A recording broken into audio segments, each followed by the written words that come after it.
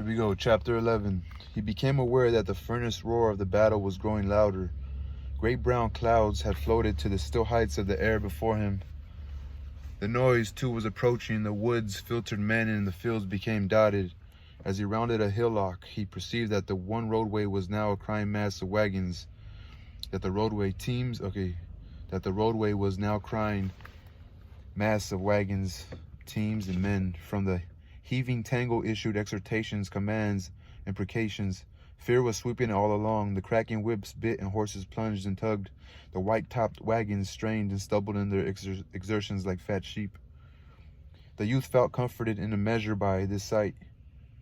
They were all retreating. Perhaps then he was not so bad after all. He seated himself and watched the terror-stricken wagons. They fled like soft, ungainly animals. All the roarers and lashers served to help him to magnify the dangers and horrors of the engagement, that he might try to prove to himself that the thing with which men could charge him was in truth a symmetrical act. There was an amount of pleasure to him in watching the wild march of this vindication. Presently the calm head of a forward-going column of infantry appeared in the road. It came swiftly on, avoiding the obstructions, gave it the sinuous movement of a serpent. The men at the head butted mules with their musket stocks. They prodded teamsters indifferent to all hells. The men forced their way through parts of the dense mass by strength. The blunt head of the column pushed. The raving teamsters swore many strange oaths. The commands to make way had the ring of a great importance in them. The men were going forward to the heart of the din. They were to confront the eager rush of the enemy. They felt the pride of their onward movement when the remainder of the army seemed trying to dribble down this road. The tumbled teams about with the fine feeling that it was no matter so as long as their column got to the front in time. This importance made their faces grave and stern, and the backs of the officers were very rigid. As the youth looked at them, the black weight of this woe returned to him.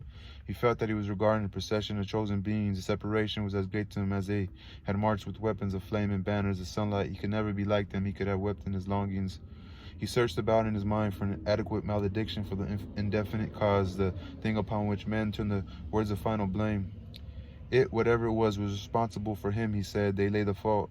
The haste of the column to reach the battle seemed too forlorn. A young man to be something much finer than stout fighting. Heroes, he thought, could find excuses in the long, seething lane. They could retire with perfect self-respect and make excuses to the stars. He wondered what those men had eaten that they could be in such haste to force their way to grim chances of death. As he watched, his envy grew until he thought that he wished to change lives with one of them. He would have liked to have used the tremendous force. He said, throw off himself and become a better.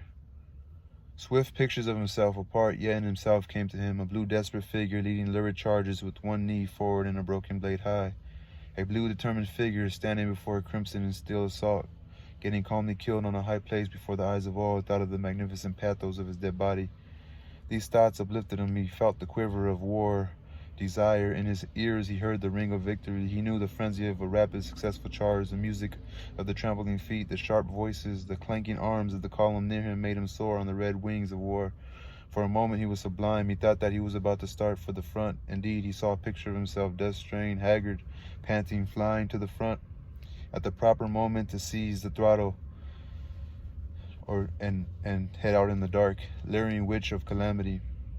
It says, panting, flying to the front at the proper moment to seize and throttle the dark, luring witch of calamity. It is deep thinking, this, huh? Then the difficulties of the thing began to drag at him. He hesitated, balancing awkwardly on one foot. He had no rifle. He could not fight with his hands, said he resentfully to his plan. Well, rifles could be had for picking. They were extraordinarily profuse.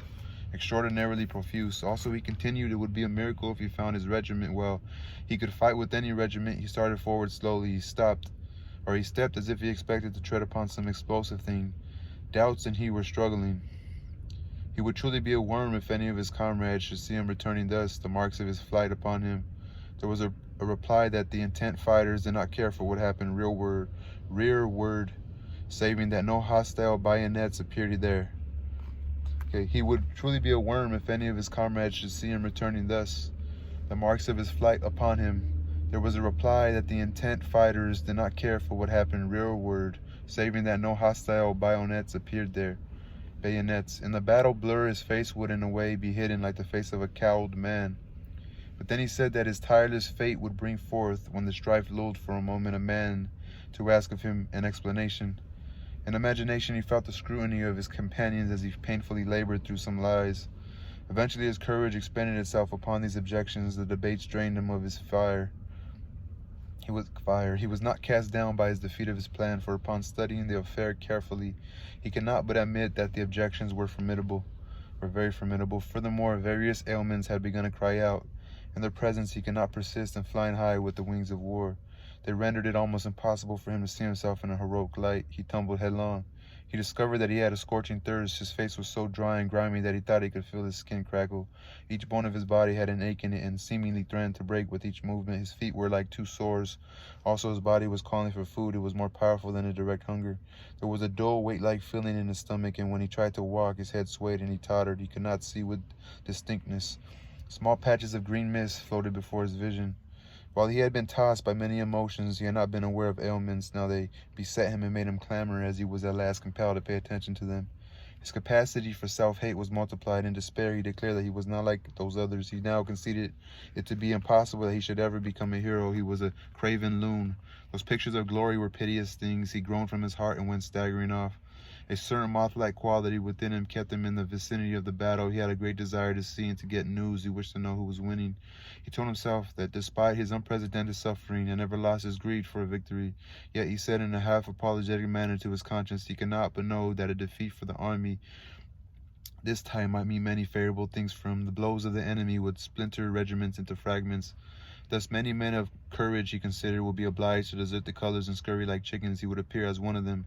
There would be sullen brothers in distress, and he could then easily believe he had not run any further or faster than they. And if he himself could believe in his virtuous perfection, he conceived that there would be small trouble in convincing all others. He said, as if in excuse for this hope, that previously the army had encountered great defeats, and in a few months had shaken off all blood and tradition of them, emerging as bright and valiant as a new one.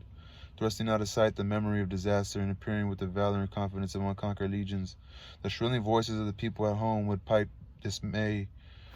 The shrilling voices of the people at home would pipe dismally for a time, but various generals were usually compelled to listen to these ditties.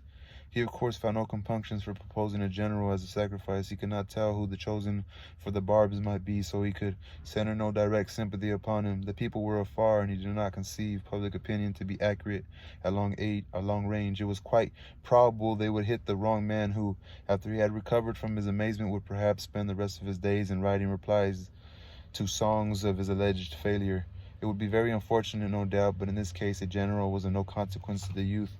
In a defeat, there would be a roundabout vindication of himself. He thought it would prove in a manner that he had fled early because of his superior powers of perception. A serious prophet, upon predicting a flood, should be the first man to climb a tree. This would demonstrate that he was indeed a seer. A moral vindication was regarded by the youth as a very important thing. Without salve, he could not, he thought, wear the sore badge of his dishonor through life. With his heart continually assuming that he was despicable, he could not exist without making it through his actions apparent to all men. If the army had gone gloriously on, he would be lost. If the din meant that now his army's flags were tilted forward, he was a condemned wretch. He would be compelled to doom himself to isolation. If the men were advancing, their indifferent feet were trampling upon his chances for a successful life. As these thoughts went rapidly through his mind, he turned upon them and tried to thrust them away. He denounced himself as a villain. He said that he was the most unutterably selfish man in existence. His mind pictured the soldiers who would place their defiant bodies before the spear of the yelling battle fiend, and as he saw the dripping corpses on an imagined field, he said that he was their murderer. Again, he thought that he wished he was dead. He believed that he envied a corpse. Thinking of the slain, he achieved a great contempt for some of them, as if they were guilty for thus becoming lifeless.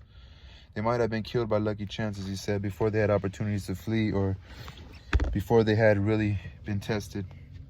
They might have been killed by the lucky chances, he said, before they had had opportunities to flee, or before they had been really tested. Yet they would receive laurels from tradition. He cried out bitterly that their crowns were stolen, and that their robes of glorious memories were shams.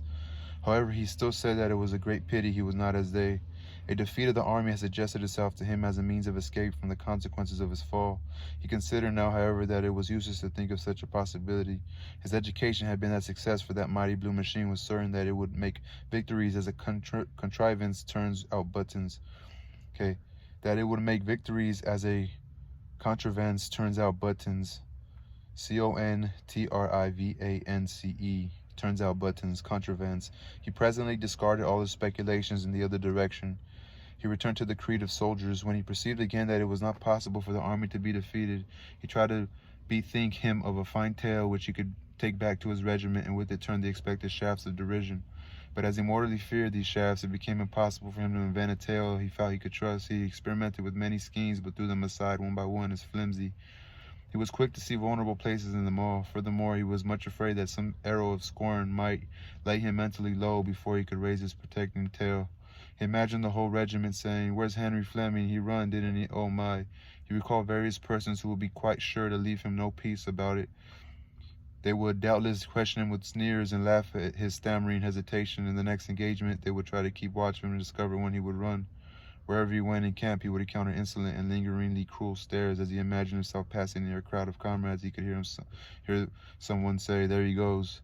Then, as if the heads were moved by one muscle, all the faces would turn toward him with wide, derisive grins. He seemed to hear someone make a humorous remark in a low tone. At it, the others all crowed and cackled. It was a slang phrase. All right, that's the end of chapter 11.